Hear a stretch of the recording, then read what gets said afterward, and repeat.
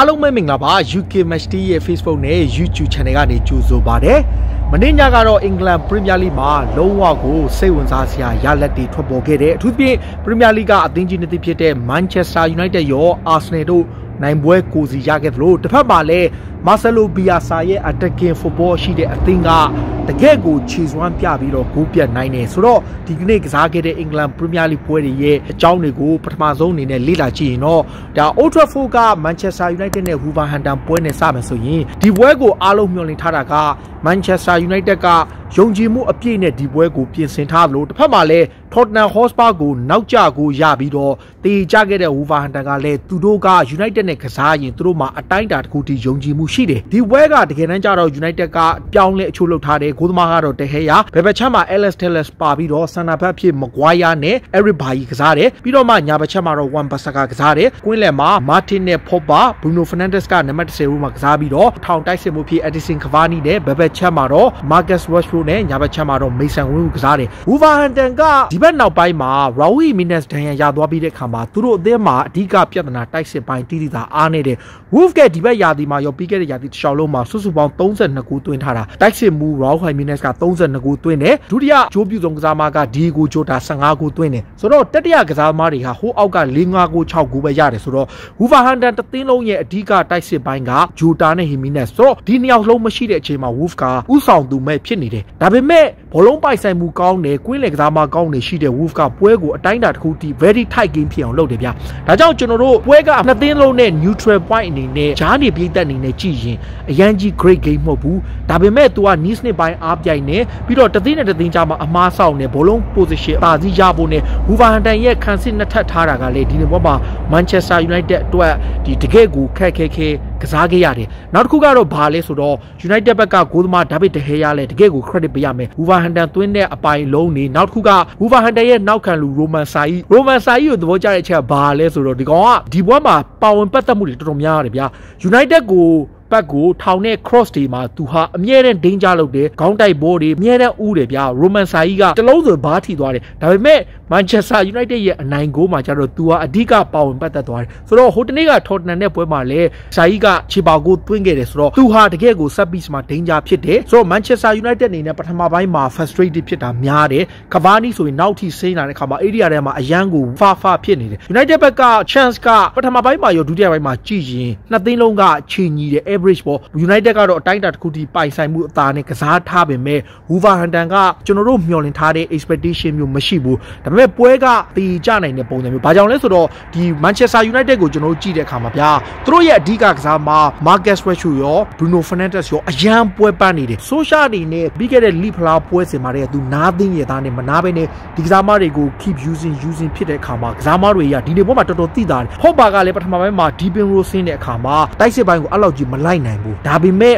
Manchester United တို့ကone magical moment အမြဲတမ်းရှိတယ်အဲ့ဒါကဘာလဲဆိုတော့ကွင်းထဲမှာ Bruno Fernandes နဲ့ Marcus Rashford ရှိရင်အမြဲတမ်းအပြောင်းလဲဖြစ်တယ်အထူးသဖြင့် Bruno Fernandes ကသူ့ဘက်ချမ်းမှာရှိတဲ့တကယ့်ကို great cross တစ်ခုပို့လိုက်တာဟာ Marcus Rashford က Wolverhampton နောက်တန်းကိုကြော်ပြီးတော့ဖြတ်ပြေးသွားတဲ့အခါမှာတကူတော့ထိမ့်ပြီးတော့မှကျွန်တော်တို့မှဟာနောက်ကျသွားပြီထင်တာဒါပေမဲ့ area တွေကိုဝင်လာပြီးတော့မှသူ့ရဲ့တကူတော့စွမ်းအားနဲ့ကန်ရင်းက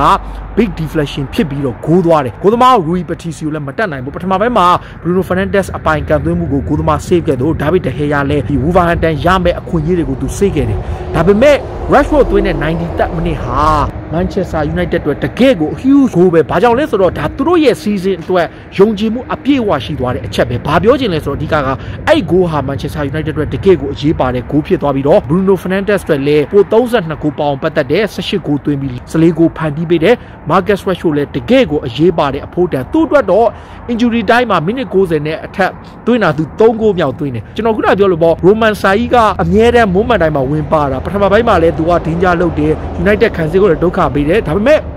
ကျွန်တော်အနေနဲ့ credit ပေးမယ်ဆိုတော့ United ဟာ champion တို့မှာရှိတင်ရှိထိုက်တဲ့စိတ်သက်မျိုးကစားပုံမကောင်းဘူးအားနည်းတယ်ကစားပုံမှာလိုအပ်ချက်တွေများသွားရှိပေမဲ့လေ champion အသင်းတွေ Manchester City 2019-18မှာမကောင်းတဲ့ဘောတွေလည်းရှိခဲ့တယ်ဒါပေမဲ့အချိန်နဲ့သူတို့နိုင်သွားတယ်ပြီးခဲ့တဲ့နေ့ Liverpool လည်းဒီတိုင်းပဲဆိုတော့ champion တို့မှာရှိတင်ရှိထိုက်တဲ့ character အချို့ကိုကျွန်တော်တို့တွေ့ရပြီဒါ Manchester United ရဲ့2020နှစ်ဟောင်းကိုအနိုင်နဲ့အဆုံးသတ်ပြီးတော့ United ကထိုက်တဲ့နဲ့ခက်ခဲကစားခဲ့ရပေမဲ့တကယ့်ကိုအရေးပါတဲ့3မှတ်နဲ့2020ကိုအဆုံးသတ်ပြီးအဆင့် ထိတက်သွားတယ် United ကဒီပွဲနိုင်သွားတဲ့အချိန်တစ်ဖက်မှာလည်း Arsenal အသင်းကလည်းဟိုတနေ့က London Derby မှာ Chelsea ကိုအကျိတ်နဲ့ကစားပြီးခြေစွမ်းအသာနဲ့နိုင်ခဲ့တဲ့ပွဲမှာယုံကြည်မှုအတိုင်းထားရထားရင်ကခု Brighton ရဲ့ကွင်းလာပြီးတော့နောက်ထပ်တစ်ပွဲနိုင်နေဆိုတော့ Arsenal အသင်းအနေနဲ့တရားစီလုံးတိုင်းတာနဲ့ကျွန်တော်တို့သိထားတာ Arsenal က sloppy ဖြစ်တယ်အမှားယွင်းများတယ်ဘာကစားကွက်မှမရှိဒီနေ့ပွဲမှာလည်းပထမပိုင်းမှာအမှန်တိုင်းရိုးသားစွာဝန်ခံရရင် Brighton ဟာပိုပြီး better chance ရတယ်နှစ်သင်းလုံးကတော့အမှန်တိုင်းပြောရင် clear chance မရကြဘူးဒါပေမဲ့ Luis Dan အပါဝင် Brighton ဘက်ကတကယ်ကို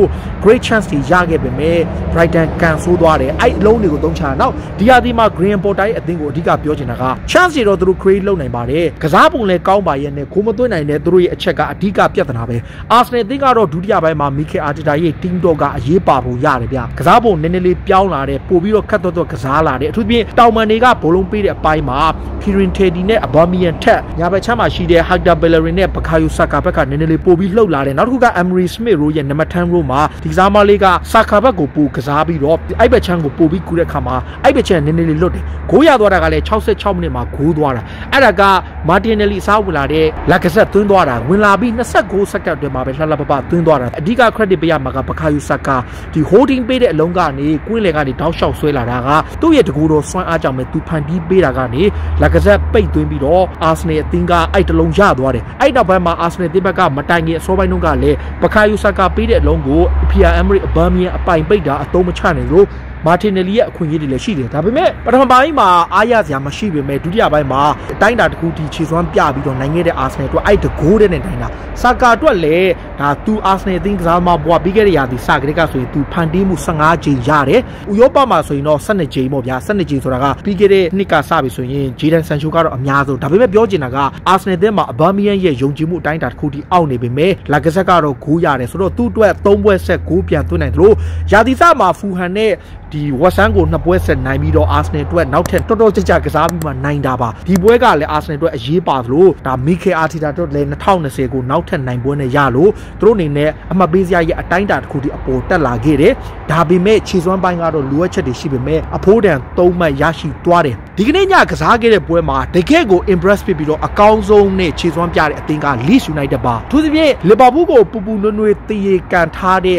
West Brom ဟာ Leeds United ရဲ့ခြေမုံချင်းကိုခံလိုက်ရတယ်ဘစ်ဆန်ကအဝေးကွင်းမှာရလက်ကောင်းပေမဲ့အိမ်ကွင်းမှာတော့အခုသူ2ပွဲရှိပြီးရှုံးတယ်ပထမပွဲကတော့ထားပါတော့ Liverpool ထုတ်ခံရလို့ရှုံးသွားပေမဲ့ဒီပွဲမှာတော့ Leeds United ကလည်းအမှန်တမ်းပြောရင်စောစောစီး gift ရတာလည်းပါတယ်ဗျဒီ West Brom ရဲ့ကစားမကိုပြန်သွင်းတာနောက်ပြန်ပေးရင်းနဲ့ဂိုးသမားမရှိတဲ့ဂျာဝင်သွားလို့ကိုပြန်ပေးရတယ်အဲ့နောက်ပိုင်းမှာ Leeds က Rodrigo Rafinha တကယ် quality ဂိုးတွေကြီးပဲ Marcelo Bielsa ရဲ့အသင်းကဘာကြောင့်လူစိတ်ဝင်စားတဲ့ attacking football ကစားလဲဆိုတော့တွေ့ရတယ်တကယ်လဲ quality ဂိုးတွေကြီးပဲအရေးသွင်းမြင့်တဲ့သွင်းဂိုးတွေနဲ့ Leeds ကလည်း back to back gain နေနိုင်ပြီးတော့တကယ်ကိုယုံကြည်မှုအတိုင်းထားရတယ်ဆိုတော့ West Brom တော်တော်ကိုကန်ဆိုးသွားခဲ့ရတယ်လို့ San Allardyce အတွက်လည်းဒီပွဲဟာကန်ဆိုးပြီးတော့ဂိုးပြတ်ပါရှုံးသွားတယ်တချိန်ထဲမှာပဲဘန်လီကတော့သူ့ရဲ့အိမ်ကွင်းမှာခက်ခဲကစားပြီးတော့ Sheffield United ကိုနိုင်တယ်တစ်ဖက်က Sheffield ကိုသမား Ramsdale တော်ကိုကောင်းနေလို့ဘန်လီကန်ဆိုးတာဘန်လီက Chris Wood လည်းဂိုးသွင်းတယ် Ashley Barnes လည်းသွင်းတယ်တိုင်းသွင်းတာဂိုးမရဘူးရမရတော့ Brady ရဲ့ cross ကနေဘန်မီခေါင်းတိုက်လို့နိုင်သွားပြီးတော့အဲ့တဂိုးတဲ့နဲ့ရသွားတယ်